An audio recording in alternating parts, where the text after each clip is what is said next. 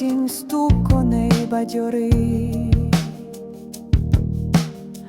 мариться чи пшеновим кущем. Ми скарбницю літа тільки вчора відмикали золотим ключем.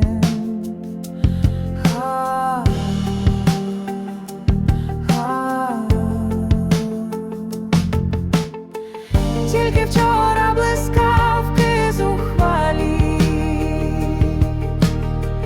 павутинням в небо уп'ялись, а сьогодні вітер на каналі жмутками розкидав жовтий лист.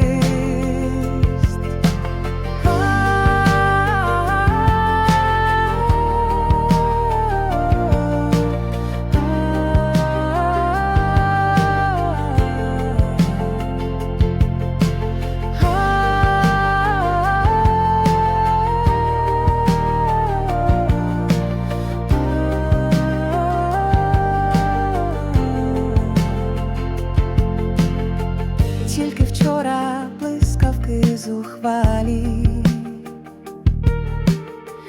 павутинням в небо уп'ялись, а сьогодні вітер на каналі жмутками розкидав